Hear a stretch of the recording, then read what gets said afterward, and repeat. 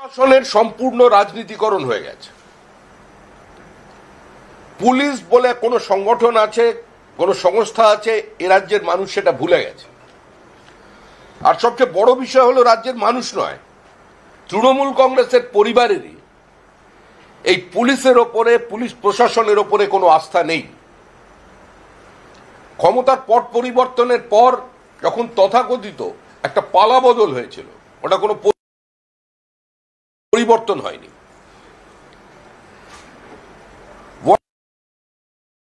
Hegemony, একদলীয় একচেটিয়া একাধিপত্য CPIM তৈরি করেছিল।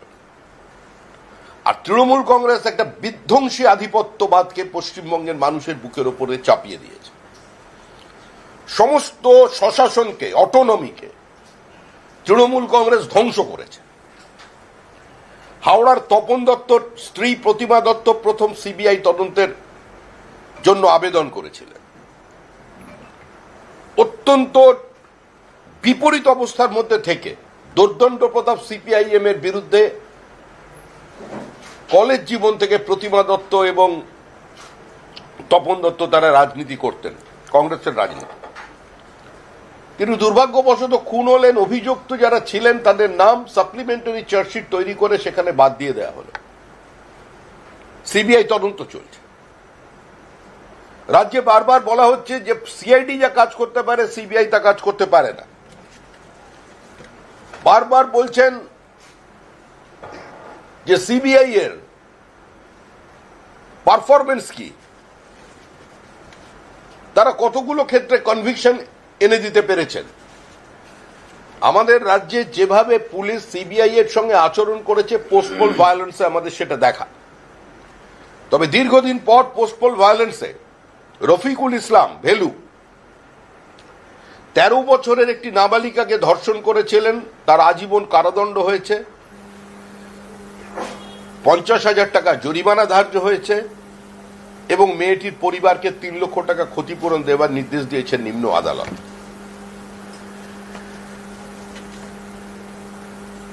একজন বিধায়কের বিরুদ্ধে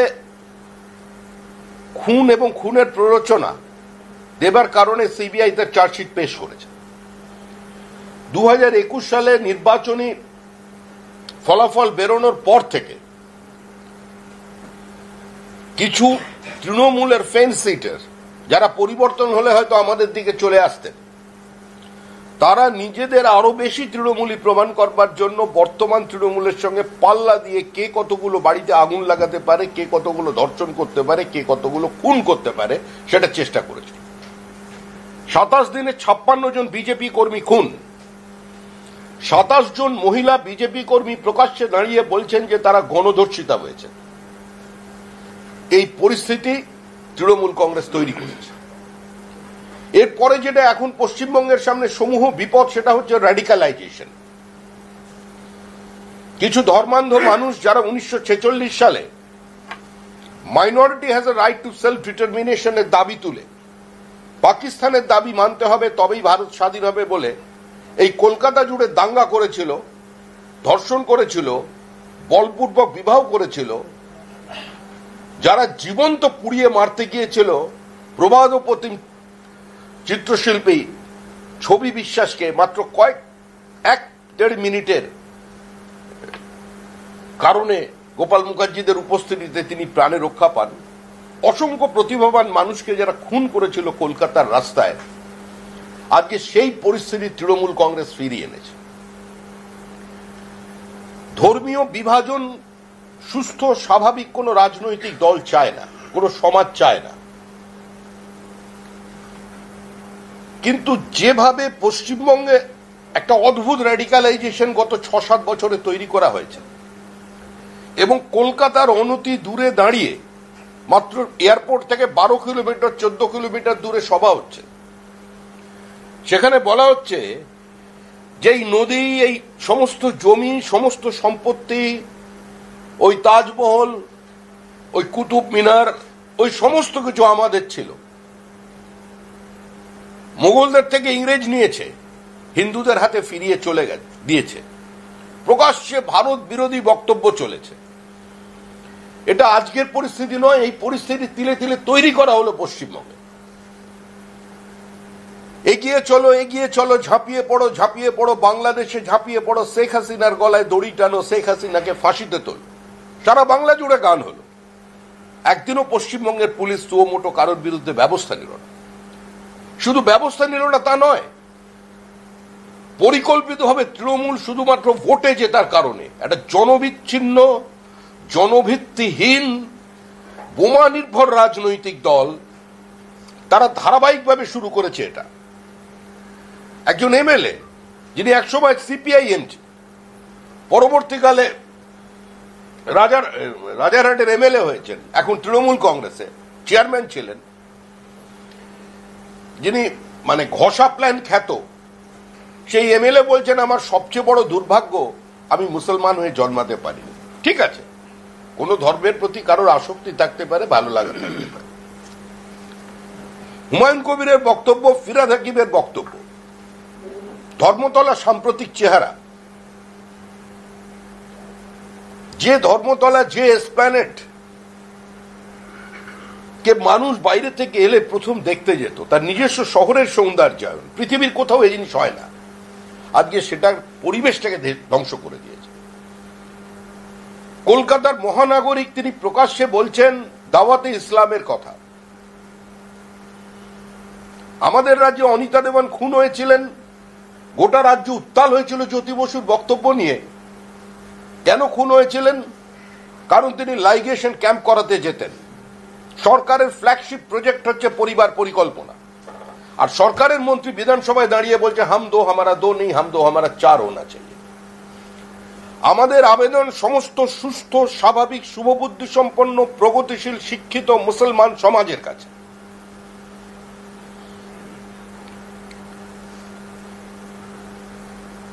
আপনারা বোঝান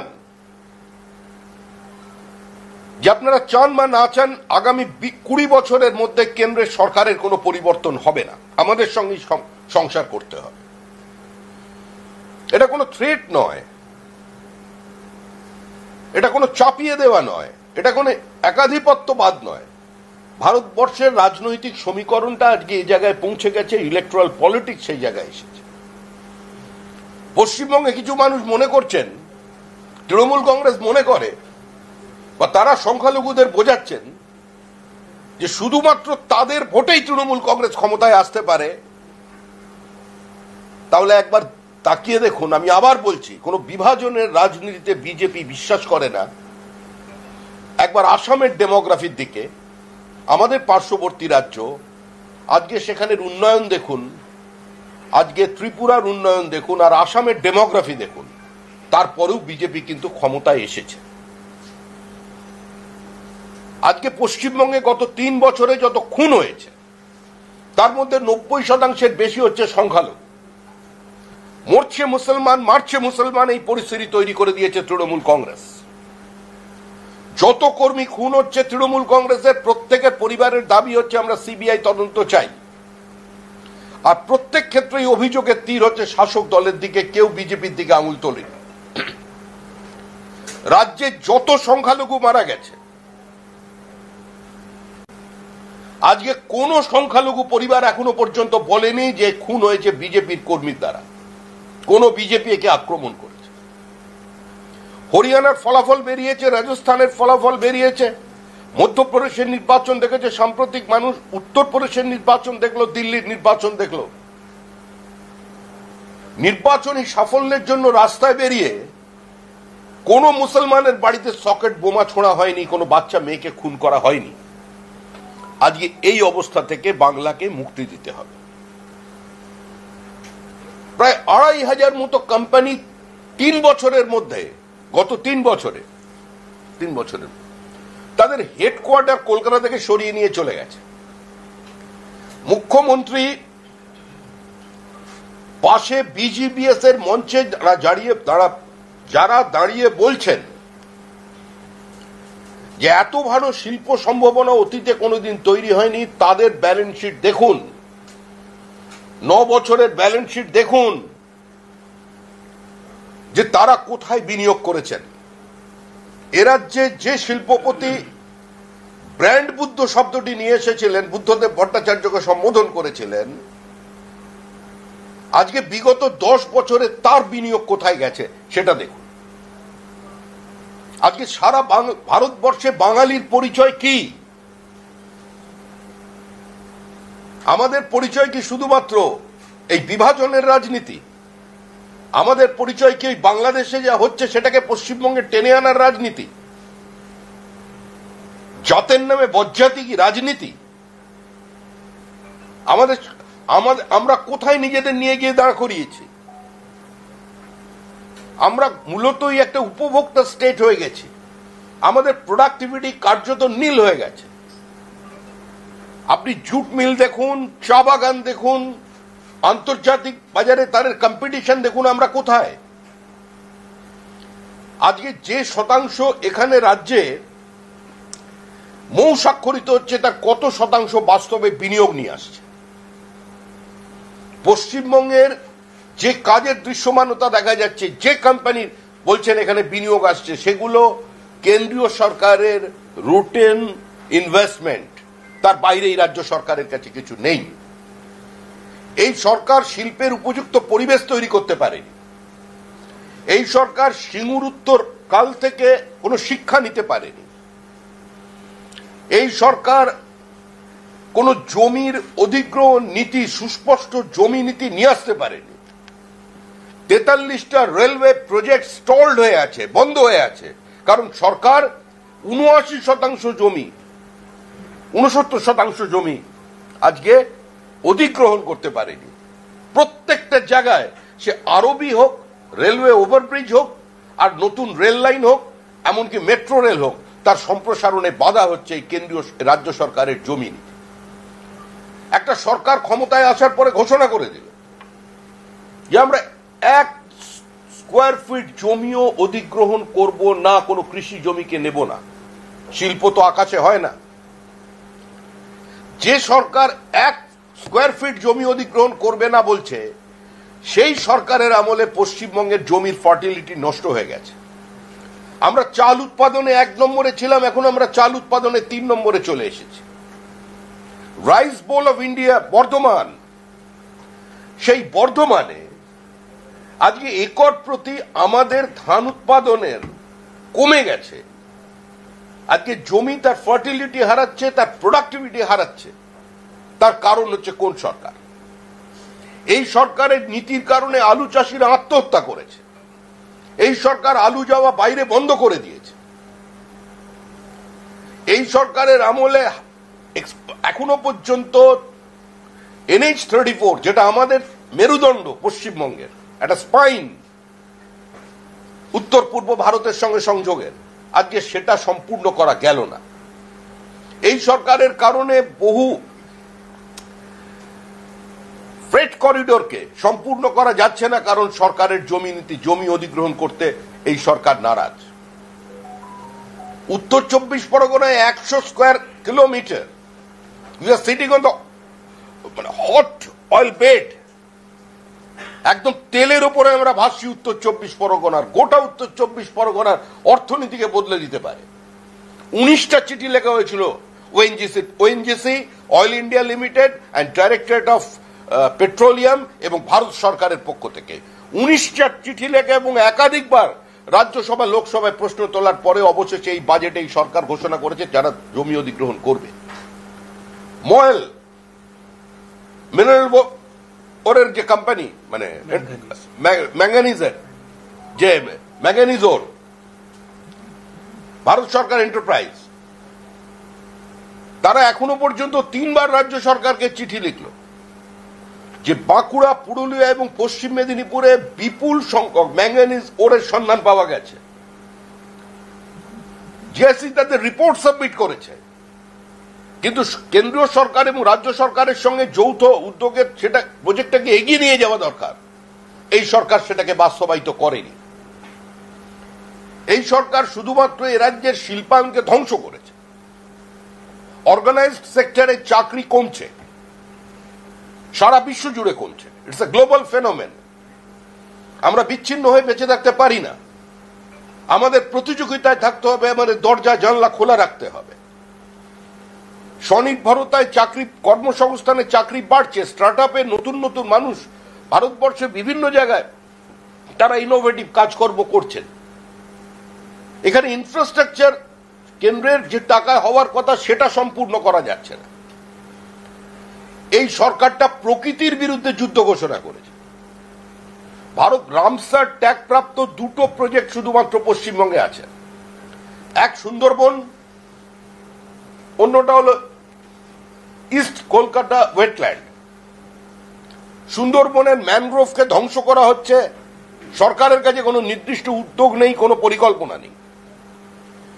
কৃষি জমির চরিত্র বদল করে সেটাকে মাছের ভেড়ি বানানো হচ্ছে। সুন্দরবনের ম্যানগ্রোভ ধ্বংস করে সেখানে মাছের চাষ হচ্ছে। শুধুমাত্র যদি ঠিকমতো আইনকে কার্যকর করা যায় তাহলে এক রাত্রে 10 লক্ষ মানুষ গৃহহীন হয়ে পড়তে পারে।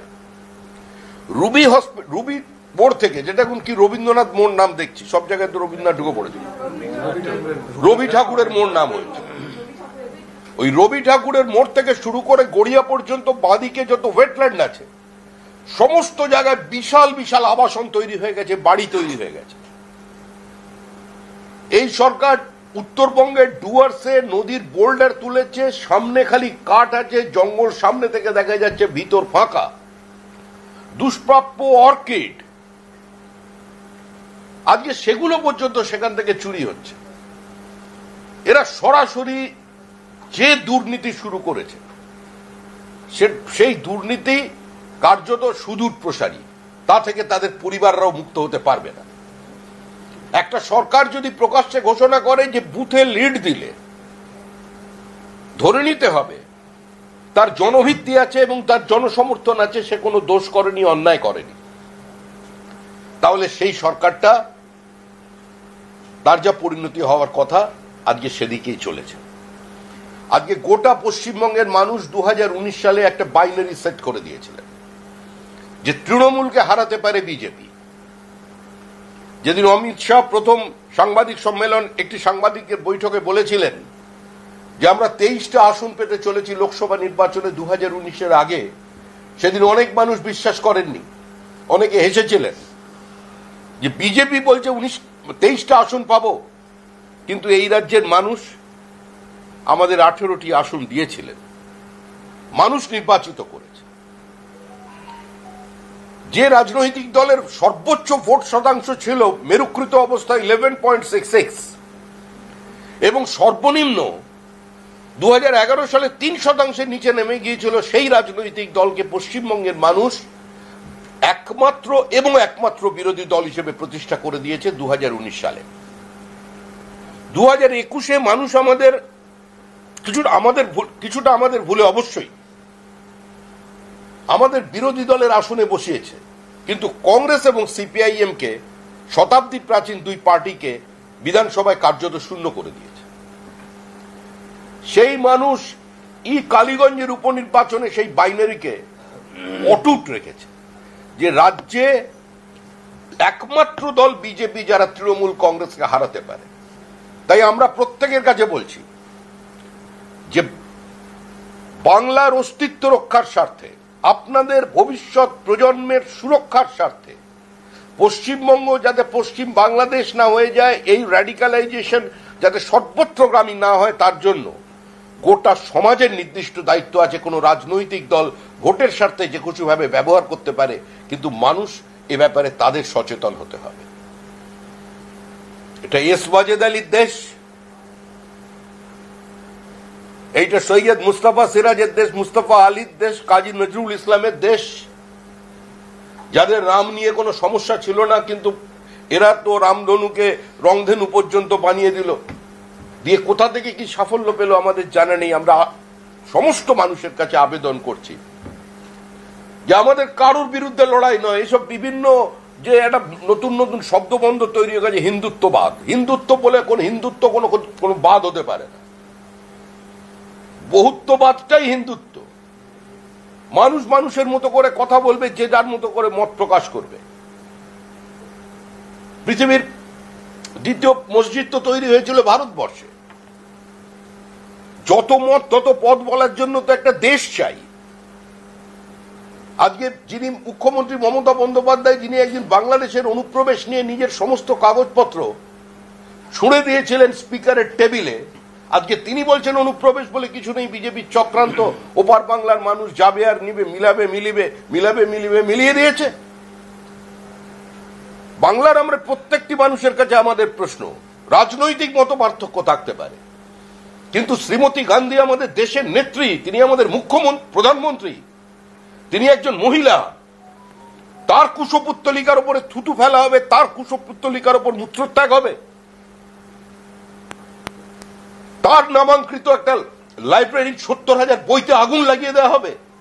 মমতা বন্দ্যোপাধ্যায়ের পাশে বসে যিনি বিচার ব্যবস্থার প্রতি প্রশ্ন তুললেন, তার প্রতি শ্রদ্ধা রেখেও বলছি, ওই লাইব্রেরিতে ফুলবউও ছিল, ফুলবউতেও আগুন লেগেছে। ওই লাইব্রেরিতে বাদল সরকারের বই ছিল, আগুন লেগেছে। কারণ এই ধর্মান্ধ ইসলামী মৌলবাদ, এই ফ্যাসিজম, এটা কাউকে রেয়াত করে না। সেজন্য প্রথম গুলি লেগেছিল কমিউনিস্ট পার্টি অব বাংলাদেশের নেতার। পশ্চিমবঙ্গের কমিউনিস্টরা, তথাকথিত প্রগতিশীল বামপন্থীরা রাস্তায় নেমে তার প্রতিবাদ করেননি। মৃত্যুই। সে কোনো কমিউনিস্টের চোখের জলের সঙ্গে কোনো বিজেপির শহীদের মায়ের চোখের জলের কোনো পার্থক্য হয় না, চোখের জলের কোনো রং হয় না। তাই 1947 সালের 20শে জুন সমস্ত রাজনৈতিক অবস্থান ভুলে গিয়ে জ্যোতি বসু এবং রতনলাল ব্রহ্মণ পরিস্থিতির বাধ্যবাধকতায় এই সামাজিক রাজনৈতিক বহুত্ববাদকে বাঁচিয়ে রাখার লক্ষ্যে জ্যোতি বসু তিনি পর্যন্ত স্বাক্ষর করেছিলেন, সমস্ত কংগ্রেসের হিন্দু এমএলএরা আজকে স্বাক্ষর করেছিলেন তার পক্ষে। কারা বাংলা বাঙালির কথা বলছেন? বাঙালির আত্মমর্যাদা কি, কোথায় কোথায় আমাদের কালীর ছবি ছিল সেই নিয়ে বিরাট প্রশ্ন। বিজেপি কালীকে ধরে যে রামকে ছেড়ে, আর এইসব ধরাধরি ছাড়াছাড়ির রাজনীতি বিজেপি করে না।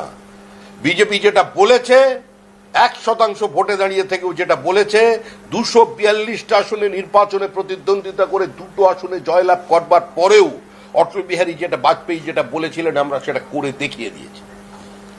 আত্মসমর্পণ না করে, আইডিওলজিক্যাল ডাইলিউশন না করে, কারণ আঁচল না ধরে বিজেপি নিজের পথকে একদম সহজ সঠিকভাবে রেখে রাজনীতি আমরা করে দেখিয়েছি।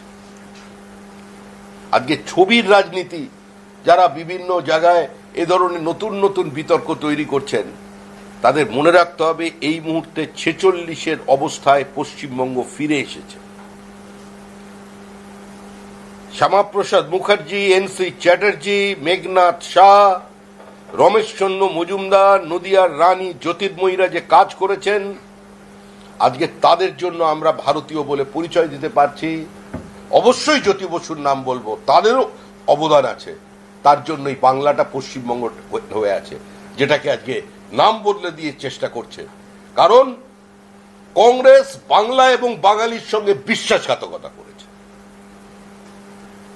কংগ্রেস সুভাষচন্দ্র বসুকে নির্বাচিত করবার পরেও তাকে কমিটি গঠন করতে দেয়নি, তাকে হাঁটিয়ে দিয়েছে। কংগ্রেস আমাদের যে বিপ্লবীদের ছবি আমরা বাড়িতে রাখি, আমাদের কাছে যারা প্রণম্য তাদের মিসগাইডেড প্যাট্রিয়ট বলেছে। কোন কোন জায়গায় কংগ্রেসী রাজ্যে তাদের সন্ত্রাসবাদী পর্যন্ত আখ্যা দিয়েছে। আর তাদের জিন বহন করছে, তাদের ডিএনএ আর তৃণমূলের ডিএনএর মধ্যে কোনো পার্থক্য নেই। কলকাতা বিশ্ববিদ্যালয়ের প্রথম সমাবর্তন বাংলা ভাষায় হয়েছে। কোন বাঙালি করেছেন? কোন কংগ্রেসী করেছিলেন ডক্টর শ্যামাপ্রসাদ মুখার্জি রবীন্দ্রনাথ ঠাকুরকে নিয়ে এসেছিলেন, বাংলায় বক্তৃতা করেছিলেন রবীন্দ্রনাথ ঠাকুর। এই যে হলে আমরা এখানে মিটিং করছি, এটা অমৃত সমাজের বাড়ি। এখানে বঙ্কিমচন্দ্র চট্টোপাধ্যায় এসেছেন, এখানে শরৎচন্দ্র চট্টোপাধ্যায় এসেছেন, এই বাড়িতে বাপু রাজেন্দ্র প্রসাদ এসেছেন, এই বাড়ির দোতলার একটি ঘরে জগজীবন রাম ভাড়া ছিলেন কিছুদিন, এই বাড়িতে আচার্য দেবপ্রসাদ ঘোষ এসেছেন, শ্যামাপ্রসাদ মুখার্জি এসেছেন। এটা ঐতিহাসিক বাড়ি মধ্য কলকাতার, ইট কাঠ পাথর এর প্রত্যেকটা একটা ইতিহাস বহন করছে। আজকে ভাষা নিয়ে রাজনীতি কোনোদিন পশ্চিমবঙ্গে হয়নি, শুধু ধর্মীয় বিভাজন নয়। আজকে বিহার উত্তরপ্রদেশের মানুষকে আজকে হিন্দিভাষী বলে তাদের চিহ্নিত করে দেওয়া হচ্ছে। এটা বাংলার সংস্কৃতি নয়, বাঙালির সংস্কৃতি নয়। কলকাতার জয়সওয়াল সমাজ যদি গোপাল মুখার্জির সামনে বা গোপাল মুখার্জির সহচরীদের সামনে, বেঙ্গল ভলেন্টিয়ারদের সামনে নিজেদের সারা জীবনের সমস্ত পুঁজি উন্মুক্ত করে দিয়েছিল, সমস্ত লোহা খুলে দিয়েছিল তরোয়াল তৈরি করবার জন্য, হিন্দু বাঙালিদের রক্ষা করবার জন্য, আজকে সেই জয়সওয়াল কমিউনিটি যারা এখানে আছেন তাদের আপনি বহিরাগত বলবেন, খৈনিখোর বলবেন? আজকে যে রাজস্থানের বাসিন্দারা এখানে এসে শিল্প স্থাপন করেছে একের পর এক, আপনি তারা বহিরাগত বলবেন? তারা কর্মসংস্থান তৈরি করেনি? উত্তরপ্রদেশের, বিহারের মানুষ পশ্চিমবঙ্গের শিল্পায়নে তাদের কোনো যোগদান নেই? ধ্বংস করা হয়েছে রাজনীতিকে।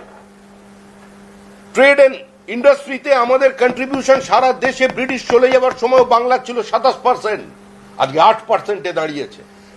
সোনার বাংলা কেন নাম হয়েছিল? আমাদের রাজ্য থেকে নদীপথে, মানে জলপথে ইউরোপের বাজারে এক কলসি যদি রেশম যেত, সেই পরিমাণ সোনা এখান থেকে নিয়ে এসো, সেই জন্য নাম হয়েছিল সোনার বাংলা। ব্রিটিশ আসার আগে 40% আমাদের কন্ট্রিবিউশন ছিল, শুধু একটা মুর্শিদাবাদ ডিস্ট্রিক্ট সেই 40%-এর মধ্যে 30% নিয়ে আসতো।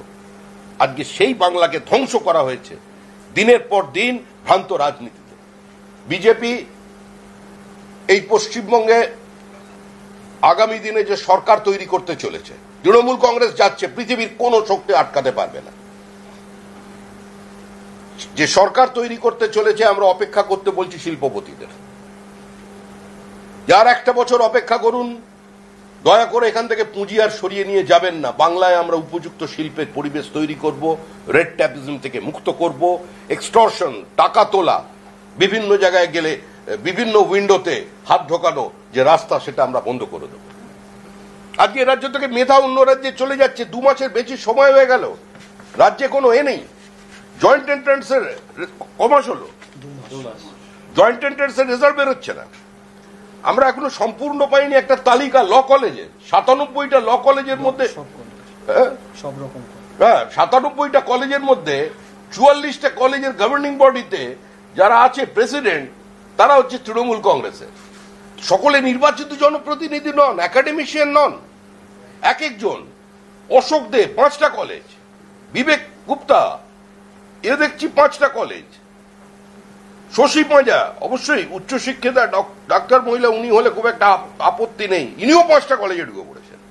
চন্দ্রিমা ভট্টাচার্য, উনি 3টে। এটা কম্পিটিশন চলছে। সুদীপ ব্যানার্জি শারীরিক অসুস্থতার কারণে হয়তো 2টো পেয়েছেন, কিন্তু এরা পেয়েছেন, এরা প্রত্যেকের একটা ঠিকঠাক আছে। সৌমেন বেলথোরিয়া সেক্রেটারি স্টেট টিএমসি, কতজন সেক্রেটারি আছে আমার জানা নেই, ইনি 2টো college. Trinankur Bhattacharya TMC student wing, তিনিও একটা কলেজের সভাপতি। তবে যাই হোক, ছাত্রকে সভাপতি করেছেন, ভালো ছাত্র নেতা। Rani Sarkar TMC leader and former MLA from Bongaon, উনিও একটা কলেজে ঢুকে গেছেন, সব গভর্নিং বডিতে। স্বপন শাহ এক্স টিএমসি চেয়ারম্যান মালবাজার, তিনিও প্রেসিডেন্ট। মালা রায়, ইনি ছাত্র রাজনীতি করেছেন, এর সম্পর্কে আমি কোনো কথা বললাম না, কলকাতা কর্পোরেশনে আছেন। Shanta Chhetri district president ex MP TMC আছেন। মঞ্জু বাসু এক্স এমএলএ নোয়াপাড়া, 2টো। শঙ্কর দত্ত গোবরডাঙ্গা, এও চেয়ারম্যান। গুরুপদ টুডু এ জেডপি টিএমসি মানে জেলা পরিষদ, উনিও কলেজ দেখছেন, প্রত্যেকেই শিক্ষাব্রতী আর কি। বিজন সরকার, ইনিও প্রেসিডেন্ট। দীর্ঘদিন ছাত্র রাজনীতি করা মদন মিত্র প্রেসিডেন্ট হলো না, এটা একটু আমার আশ্চর্য লাগছে। মদনদা থাকলে ভালো হতো, আর উনি কালারফুল বয়, দিদিই বলেছেন। এবং মদন মিত্রকে ধন্যবাদ যে তিনি প্রকৃত অবস্থাটা কি আছে শিক্ষাঙ্গনে সেটা তিনি তুলে ধরেছেন। তিনি প্রথম দিনই বলেছেন মেয়েটি কেন গেছিল। যে সরকার পশ্চিমবঙ্গে চলছে তার অধিকাংশ নেতাই হচ্ছে ছাত্র নেতা। আপনি যে কজন মন্ত্রীর নাম বলবেন, ক্যাবিনেট মন্ত্রীর নাম বলবেন, সবাই অতীতের ছাত্র পরিষদের নেতা ছিলেন, কলেজের নেতা বা ছোট নেতা ছিলেন, নেতার সহকারী ছিলেন। আর তাদের আমলে হাইকোর্টের নির্দেশে কলেজের কমন রুমকে আজকে সিল করে দেওয়া হচ্ছে, কারণ সংসদে নির্বাচন নেই।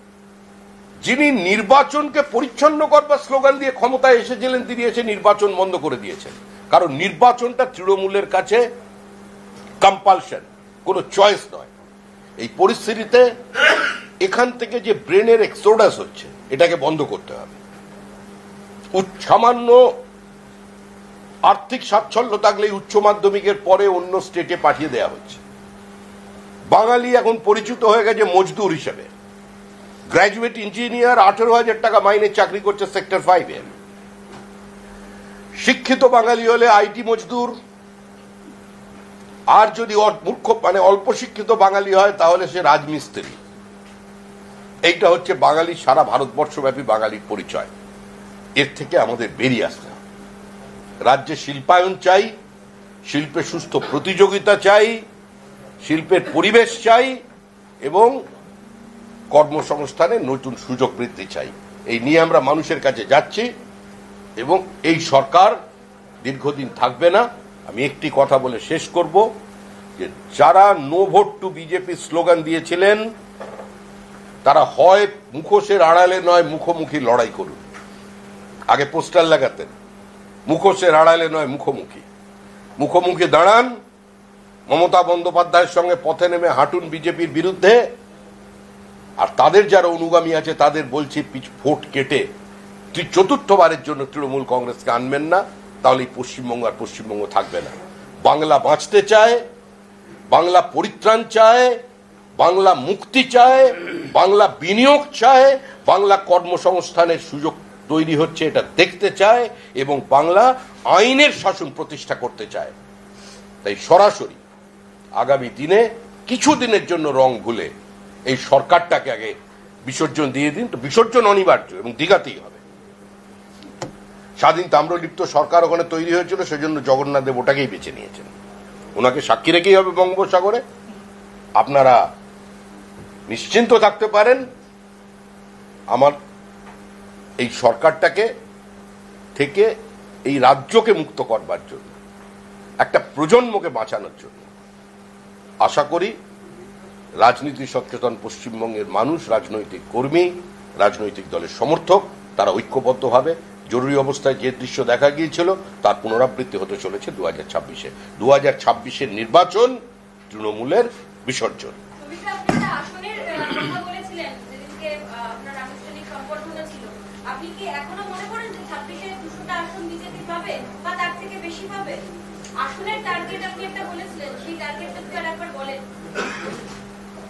দু 2026-এ আমরা তো বলেছিলাম 200 পার।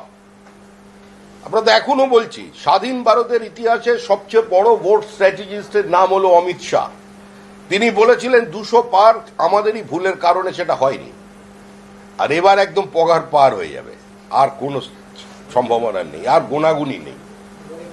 রাজ্য বিজেপি সভাপতি হয়ে আপনি যে ভাষণ বলছেন, তাতে তো মনে হচ্ছে যেন সেই ব্যারিস্টার গ্লাসনোসের যুগ আপনি ফিরিয়ে নিয়ে আসতে চাইছেন এই রাজ্যে।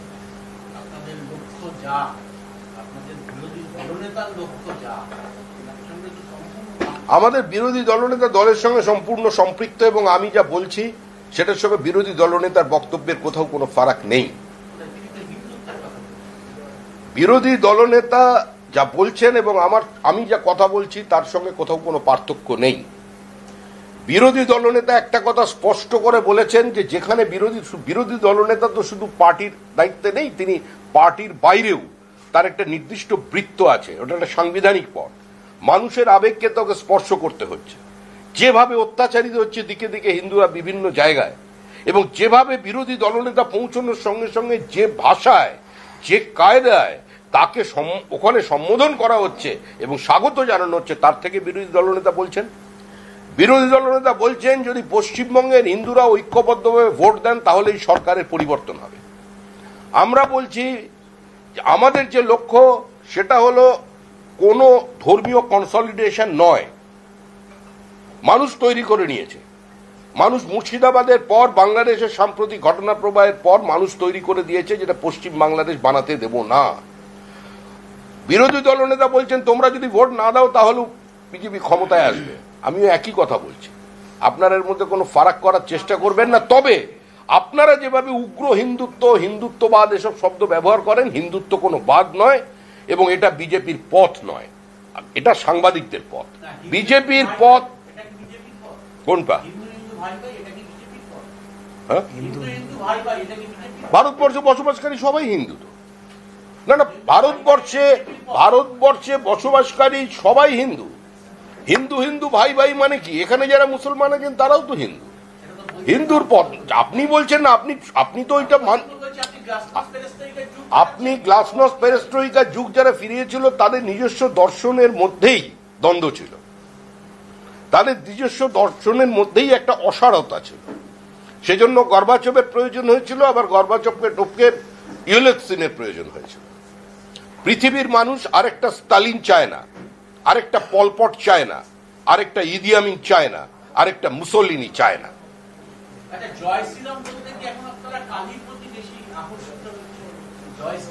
আরে কালী কলকাতা वाली যেখান থেকে মানুষ আছে তারা বলে যে একবার কালীঘাটে যাও। তো কালী তো সমার্থক, কালী মন্দিরটা যাতে ওইখানে রেখে দেওয়া যায়, এটাই তো এখন বাংলার কাছে সবচেয়ে বড় চ্যালেঞ্জ। সেটাই তো আমরা সিম্বলাইজ করছি। আপনি তো কালী মন্দির রাখতে পারলেন না বাংলাদেশে, আপনি তো ওখানে কালমাসকে রাখতে পারলেন না, আপনি তো ওখানে আপনার 10 ক্যাপিটালের বইটাকে অক্ষত রাখতে পারলেন না ইন্দিরা গান্ধী মেমোরিয়াল লাইব্রেরিতে। সেটা যাতে অক্ষত থাকে সেটার জন্য বাঙালিকে চিনিয়ে দেওয়া হচ্ছে যে এই যে মা কালী তোমার এখানে কালীঘাটে আছে, ওর এটা যেন চট্টগ্রামের কালী মন্দির না হয়ে যায়, এটা তোমরা চেনাচ্ছি।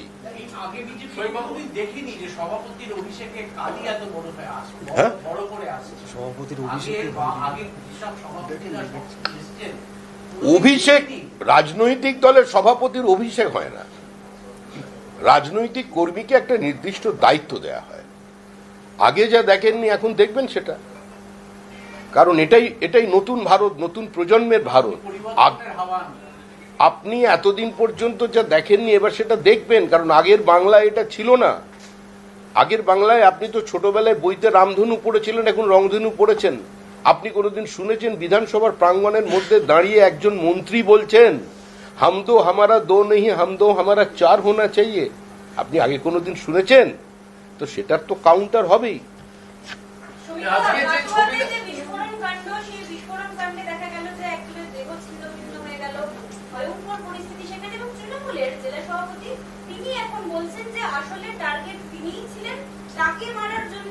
তৃণমূলকে তৃণমূলের হাত থেকে বাঁচানোর জন্যই এই সরকারটার বিসর্জন চাই। যদি চাই নয়, বিসর্জন হচ্ছে। মরছে তৃণমূল, মারছে তৃণমূল। আপনি যে কটা রাজনৈতিক খুন হয়েছে গত 3 বছরে হিসাব করুন, বেশি দূর যেতে হবে না।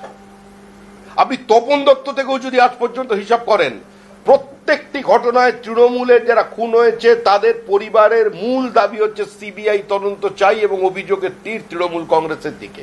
তৃণমূলই তৃণমূলকে মারছে। যে দলের ভিত্তিই হচ্ছে বোমা, সেখানে বোমা ফাটবেই। যে দলের ভিত্তি বোমা, বিশ্বাস বিমা, সে দলের তো বোমা ফাটবেই। আর বাংলার রাজনীতি নিরামিষ ছিল না, অতীতেও বোমা ছিল। এখন যারা যারা অতীতের রাজনৈতিক দল কিছু কিছু এমন বলেন যেন বোমা শব্দই শোনেনি, বুথ দখলই শোনেনি, বুথ দখল, রিগিং, থান কাপড় বিতরণ যেন প্রথম শুনছেন। তো তাদের তো সেই ধারাবাহিকতা চলছে। বিস্ফোরণে যে অভিযোগ উঠে আসছে, এই নেপথ্যে যিনি রয়েছেন তুফান চৌধুরী, মূল যে অভিযুক্ত, তাকে 1 বছর আগে জেল থেকে ছাড়া হয়েছে। 1 বছর আগে জেল থেকে ছাড়া পেয়েছে মূল অভিযুক্ত তুফান চৌধুরী, যিনি মূল নেপথ্যে রয়েছেন বলে এলাকায় জানা যাচ্ছে। এলাকায় কি জানা যাচ্ছে সেটা নিয়ে তো আমি এই মুহূর্তে কোনো বিবৃতি দিতে পারি না। এবং স্বাভাবিকভাবেই যদি তাকে ছাড়া হয়ে থাকে, নির্দিষ্ট লক্ষ্যে ছাড়া হয়েছে। তৃণমূলই ঢোকাচ্ছে, তৃণমূলই বার করছে, যাকে কম্পিটেন্ট মনে করছে তাকে বার করছে। কারণ প্রাধান্য তাদেরই। মুখ্যমন্ত্রী বলেছেন, মুখ্যমন্ত্রী তো বলেছেনই, একজনকে দেখিয়ে দক্ষিণ 24 পরগনায় চিহ্নিত করে দিয়েছিলেন অতীতে তিনি, যাকে তারা হারমাত বলে সম্বোধন করতেন। মুখ্যমন্ত্রী বলেছিলেন তোরা তো বোমা বাঁধিস, তুই তো বোমা বাঁধিস, তোরা মারামারি করিস খালি। পরবর্তীকালে তাকেই রাজ্যের এমএলএ বানিয়েছেন।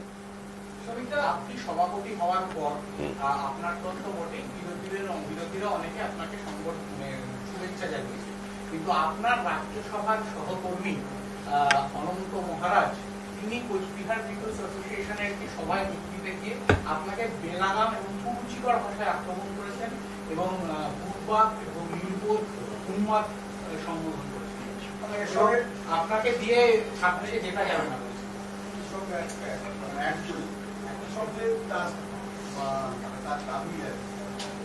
শ্রমিক ভট্টাচার্যের পরিবর্তে দিলীপ ঘোষকে বিজেপি রাজ্য সভাপতি করা হচ্ছিল, উনি হচ্ছেন সবচেয়ে।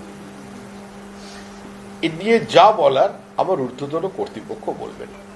উনি পণ্ডিত মানুষ, শিক্ষিত মানুষ, আর মহারাজ স্থানীয় মানুষ, ওনার নির্দিষ্ট সম্প্রদায়ের প্রতি একটা ওনার প্রতি আস্থা আছে। উনি মোটামুটি একজন অবতার হিসেবে ওখানকার মানুষজন দেখেন এবং উনিও নিজেকে ভাবেন। তো এই নিয়ে এটাকে বিশ্লেষণ করবার ক্ষমতা আমার নেই। এটা নিয়ে যা বলার আমার পার্টি বলবে। না না, ব্যক্তিগত আক্রমণ, আরে পুরস্কার তিরস্কার সবই তো কণ্ঠের হার।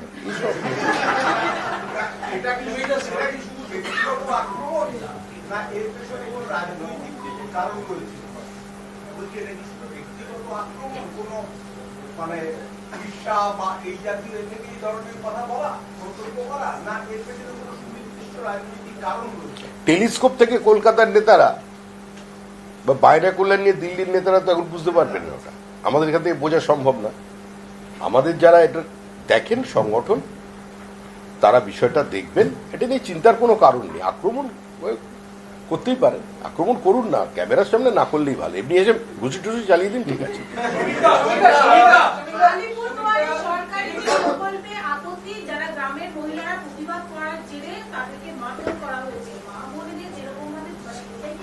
সরকারি প্রকল্পে যদি সরকারি প্রকল্পে আপত্তি করে প্রতিবাদ কেন করতে গেছে? প্রতিবাদ করতে গেলে মার খেতে হবে, এটা মা বোনের কোনো প্রশ্ন নেই। এই সরকার কোনো প্রতিবাদকে গ্রহণ করবে না, কোনো সমালোচনাকে স্বীকার করবে না। ফ্যাসিস্ট সরকার। কাটোয়ায় বোমার নেপথ্যে দেখা যাচ্ছে বালি সিন্ডিকেট। এই যে কাটোয়ায় বোমা বিস্ফোরণের নেপথ্যে তৃণমূল আশ্রিত দুই গোষ্ঠী, এবং দুই গোষ্ঠীর মধ্যে বালি খাদানগুলি কারা সেখানে দায়িত্ব নেবে, তার উপরই এই বোমাবাজি চলেছে সারা রাত, এমনটা অভিযোগ উঠে আসছে। না না, আপনি কি আশা করেন?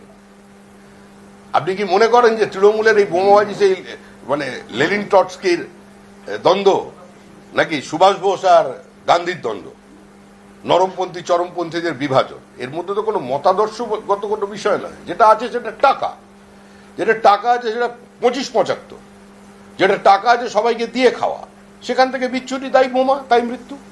আজকে চাকরিহারা শিক্ষকদের একাংশ রাজ্য বিজেপির সল্টলেক ক্যাম্পাসে আপনার সঙ্গে দেখা করতে গিয়েছিলেন। তারা আপনাকে নবনির্বাচিত সভাপতি হওয়ার পর শুভেচ্ছা জানিয়েছেন এবং তাদের বক্তব্য অনুযায়ী তারা বেশ কিছু প্রস্তাব রেখেছেন। আপনার সঙ্গে কথা হয়েছে, একটু যদি আলোকপাত করেন। তারা তাদের সুবিধা অসুবিধার কথা জানিয়েছেন। এই মুহূর্তে আইনগতভাবে তারা কোন অবস্থায় আছেন সেটা জানিয়েছেন, এবং তাদের সঙ্গে আমি কি কথা হয়েছে সেটা আমি এই মুহূর্তে আপনাদের জানাতে পারছি না, আমি দুঃখিত। আমরা সর্বতভাবে এই চাকরিহারাদের পাশে আছি। যাদের মেধা প্রতারিত হয়েছে তাদের সুবিচার পাইয়ে দিতে, তাদের চাকরিতে পুনর্বহাল করতে, ওয়েমার শিটের যে মিরাজ আছে সেটাকে প্রকাশ্যে আনবার জন্য যত লড়াই করা সম্ভব করেছেন। আমাদের বিরোধী দলনেতাও তাদের সঙ্গে অতীতে দেখা করেছেন, বিরোধী দলনেতার সঙ্গেও তারা দেখা করেছেন। আমাদের প্রাক্তন রাজ্য সভাপতি, বর্তমানে কেন্দ্রীয় মন্ত্রী সুকান্ত মজুমদার, তিনিও বিষয়টির মধ্যে ছিলেন। ফলে দল তাদের সঙ্গে আছে। কিন্তু আমরা আবার বলছি, যারা এই আন্দোলন করছেন সেই আন্দোলনকে কোনো রাজনৈতিক রঙে রাঙিয়ে দেওয়ার কোনো ইচ্ছা আমাদের নেই।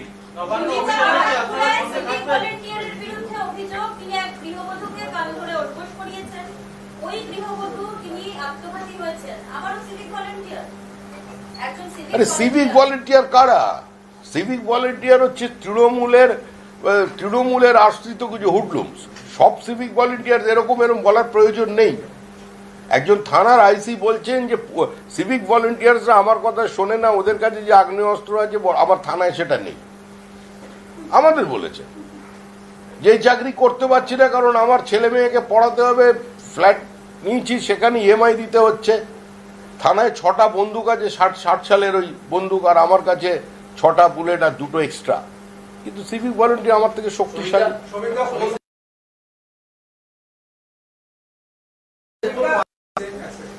পোস্টপোন ভায়োলেন্সের 2021-এর পর যে দুটো বিচারের যে বিষয়টা হলো, তাতে কি মনে হয় আপনার সাহস করে বেরোতে পারছিল না নয়, তারা রাজনৈতিক কর্মী, তারা ঠিক জানে কখন বেরোতে হবে, পরিস্থিতি তৈরি হবে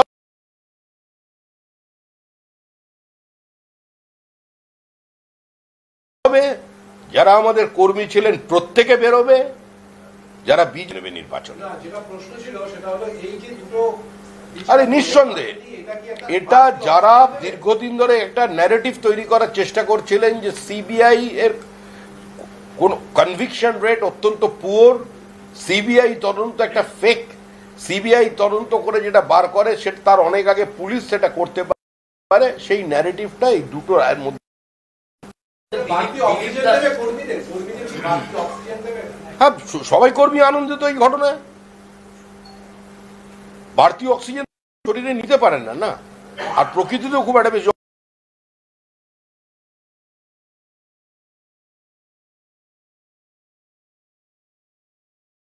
অক্সিজেন নেই। তার সাংগঠনিক দক্ষতা আপনার ভূয়সী প্রশংসা করেছেন তিনি, আপনার সঙ্গে কি কোনো কথা হয়নি এটা আপনি ভাবলেন কি করে? না, কথা হয়নি এটা আপনি ভাবলেন কি? দিলীপ ঘোষ কোথায় গেছে যে ফিরে আসবে? কোথায় গেছে ফিরে আসবে?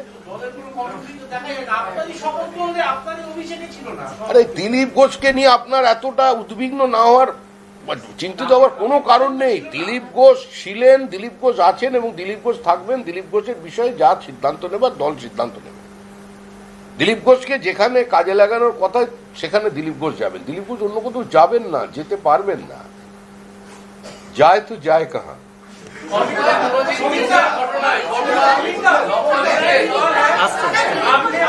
হিন্দি পড়ে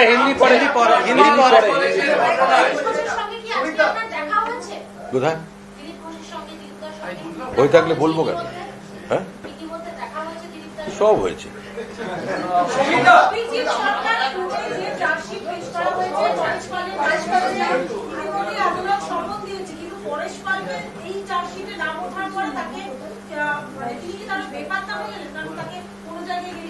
আপনারা তো ক্যামেরা দিয়ে চারিদিকে ঘোরাঘুরি করেন, আপনারা দেখুন। আমাদের অভিযোগ তার বিরুদ্ধে ছিল, তার পরিবারের অভিযোগ সরাসরি ছিল পরেশ পালের বিরুদ্ধে, যে এই হত্যাতে তাকে খুন করার পরেশ পাল প্ররোচনা দিয়েছেন। এবার সিবিআই তদন্ত করেছে, সেই তদন্তের অসহযোগিতা করেছে পুলিশ প্রমাণ লোপের চেষ্টা করেছে, সাক্ষীদের হস্টাইল করেছে। তারপরেও সিবিআই তদন্ত করে যখন চার্জশিটে তার নাম রেখেছে, এই বিষয়ে যা বলবে সিবিআই বলবে। এই ঐতিহ্যের মুরলীধরে একটা নতুন ছবি দেখা যাচ্ছে। আপনার পিছনে যে ব্যাকড্রপ রয়েছে, সেই ব্যাকড্রপে দেখা যাচ্ছিল প্রধানমন্ত্রী, জাতীয় কেন্দ্রীয় সভাপতি, রাজ্য সভাপতি, বিরোধী দলনেতার ছবি। আজ হঠাৎ দেখা গেল চারিদিকে শুধু প্রতীক প্রতীক প্রতীক, মুখ সরিয়ে প্রতীকে ভরসা রেখে দল এগোতে চাইছে। নেতার থেকে দল বড়, দলের চেয়ে দেশ বড়, এটাই বিজেপির স্লোগান, আর ব্যাকড্রপটা তারই প্রতিফলন। বাইরের বিরোধী দলনেতার ছবি উঠাও, বাইরের গেটে বিরোধী দলনেতার ছবি উঠাও, একদিকে বাইরে বিরোধী দলনেতার ছবি উধাও, এটা আমি বিশ্বাস করি না। বিরোধী দলনেতার ছবি তো শুধুমাত্র বিজেপির হৃদয়ে নয়, তৃণমূলের হৃদয়ে প্রতিষ্ঠিত।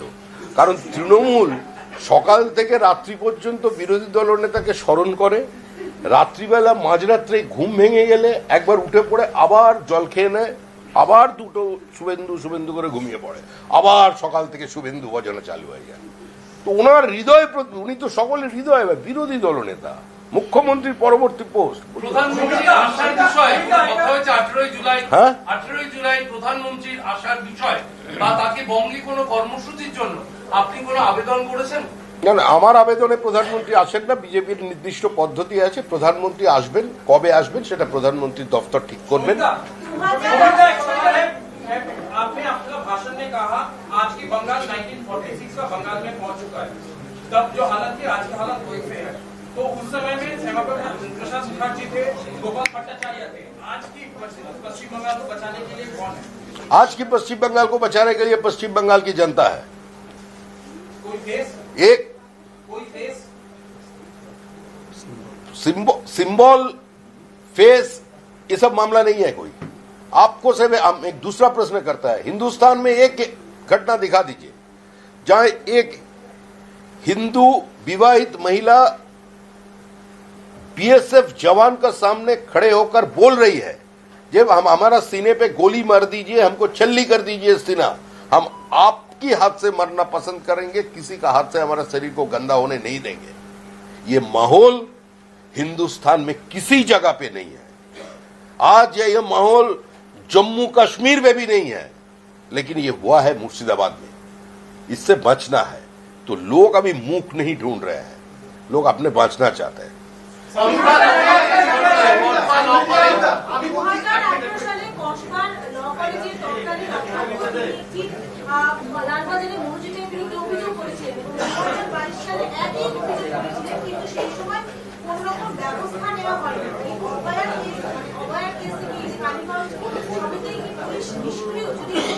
দেখুন, একটা মনোজিতের কারণে গোটা সমাজ বা গোটা শিক্ষা ব্যবস্থা ধ্বংস হয়ে গেছে, কলুষিত হয়ে গেছে, বিষয়টা এরকম নয়। মনোজিতরা একটা ব্যবস্থার ফসল মাত্র, এরা একটা পরিস্থিতির প্রোডাক্ট। একটা রাজনৈতিক দল যদি সম্পূর্ণভাবে অটোনমিকে ধ্বংস করে দেয়, একটা রাজনৈতিক দল যদি প্রকাশ্যে তাদের দর্শন ঘোষণা করে জো জিতা ও সিকান্দার, একটা রাজনৈতিক দল যদি সমস্ত সংসদের নির্বাচন বন্ধ করে সেখানের বাইরের দুষ্কৃতীদের কাউন্সিলর কিংবা এমএলএ কে ইজারা দিয়ে দেয় কলেজের টাকা তোলা তার নেতৃত্বে কোনো এক দুষ্কৃতীকে, তাহলে তার পরিণতি এটাই হবে। আর পশ্চিমবঙ্গে তো প্রশ্ন করলে জেলে চলে যেতে হবে। আপনারা যত প্রশ্ন আমাকে করছেন, তৃণমূলের প্রশ্ন সাংবাদিকরা বিজেপিকে করছে। আরে তৃণমূলকে প্রশ্ন করুন, মুখ্যমন্ত্রীকে প্রশ্ন করুন। মুখ্যমন্ত্রীকে প্রশ্ন করলে মুখ্যমন্ত্রী চিহ্নিত করে দেবেন, বিপদ আছে। এই পরিস্থিতি দেখুন, এখানে সংবাদ মাধ্যম আক্রান্ত। আর শেষ করুন, একটা বলতে দাও।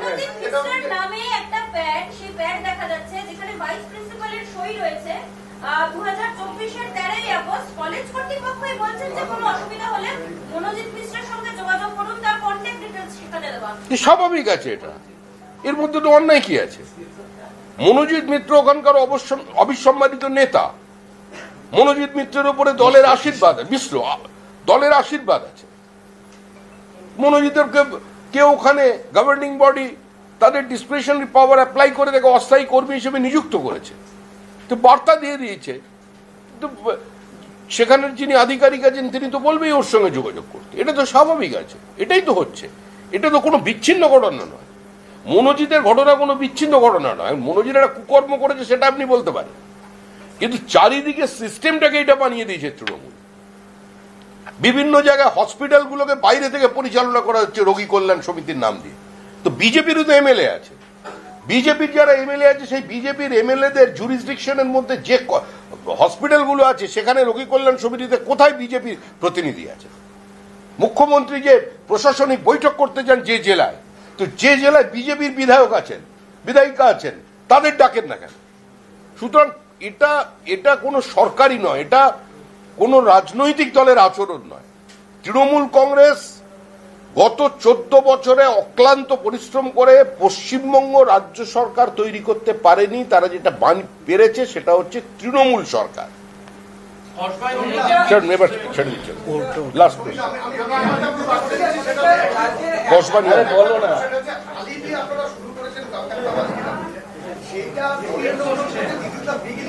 এবং মহাপ্রভু চৈতন্য এবং বেঙ্গলের যে দেবতা তাদেরকে আপনারা নিয়ে এসে আরো প্রচারটাকে স্ট্রং করবেন, যদি ঠিক হয় তাহলে। আপনি দলের কার থেকে শুনেছেন আমার এটা জানা নেই, কিন্তু শ্রী চৈতন্যদেব বাংলার, শ্রী চৈতন্যদেবকে আপনি অস্বীকার করতে পারেন? রামকৃষ্ণদেব বাংলার, বিবেকানন্দের উৎপত্তি স্থল, আপনি বিবেকানন্দের কথাগুলো নেবেন, রামকৃষ্ণকে গ্রহণ করবেন, আর মা ভবতারিণীর ছবিকে দূরে সরিয়ে রাখবেন। আপনি ফলটাকে আম বলছেন কিন্তু গাছটাকে আম গাছ বলে মেনে নিতে পারছেন না, সেটা কি হয়? দেখতে থাকুন, মানুষ করবে। এখন পশ্চিমবঙ্গের ভবিষ্যৎ রাজনীতির যে বাগডোরটা সেটা সম্পূর্ণভাবেই চলে গেছে মানুষের হাতে। এই নির্বাচন মানুষের নির্বাচন, এই নির্বাচন বাংলাকে বাঁচানোর নির্বাচন, বাংলা বাঁচতে চায়, সেজন্যই তৃণমূল কংগ্রেসের বিসর্জন চায়, অবশ্যই জগন্নাথ দেবের উপস্থিতিতে। সমিতা, আপনি বললেন যে শুভেন্দু অধিকারী যেমন আবার কি হলো? বিজেপির হৃদয়ের মধ্যে রয়েছে বা মানুষের হৃদয় রয়েছে, তেমন তৃণমূলেরও হৃদয় রয়েছে। আমি বলছি শুধু শুভেন্দু অধিকারী, দিলীপ ঘোষ না এখন তৃণমূলের হৃদয়ে থাকছে, এবং 21শে জুলাই যত কাছে আসছে তত আরো হৃদয়ের গভীরে ঢুকছে। দিলীপ ঘোষ তো কি তৃণমূলের হৃদয়ে ঢুকছে? দেখুন, আমি এই নিয়ে কোনো মন্তব্য করতে চাই না, তবে শুধু একটা কথা স্মরণ করিয়ে দিচ্ছি, দিলীপ ঘোষ কোনো সেলেবেল কমিউনিটি নয়।